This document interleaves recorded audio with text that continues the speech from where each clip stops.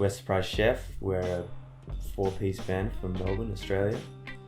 We make instrumental music, cinematic funk, cinematic soul.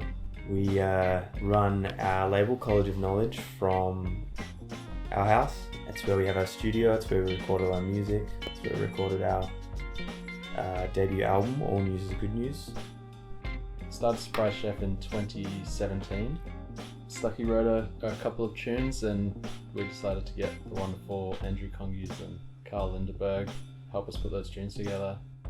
Prior to starting Surprise Chef, Jethro and I had written a whole bunch of music over the years and done it all digitally, done it all in a studio with lots of keyboards and lots of drum machines and Lots of time spent just polishing stuff. We've gotten sick of making music that way and just wanted to just record the sound of a band playing. So when we recorded All News is Good News, we just bought an 8-track Tascam tape machine. Just decided that, that's all we used to record the record.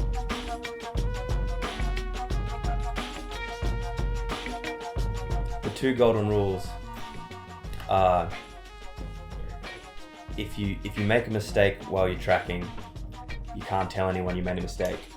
If you listen to the take back and someone notices there's a mistake in there, then you can address it. Then you can do another take. But if no one notices that there's a mistake, then you let it go, and then it's just on the record. And the other golden rule is you can't keep multiple takes of the same tune on the tape. The whole Surprise Chef record is on 2 rolls of tape.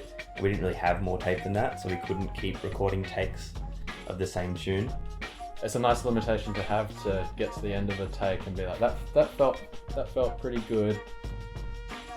I think we can do one better, but we have to go over that take. Yeah, if you're having another go, you gotta erase the take you just did. By the time we recorded All News is Good News, Karate Bulu had already done 2 albums in a similar fashion. We were deep in admiration for them and had worked with Henry Jenkins, their bass player, to produce the 2 7-inches prior to that, and had very early on made the decision to not work with anyone else. In 2018, we recorded a split 7-inch with Karate Bulu that we put out on College of Knowledge Records. Mr. Bongo, the Mr. Bongo store in Brighton, started selling that record. That felt like that release really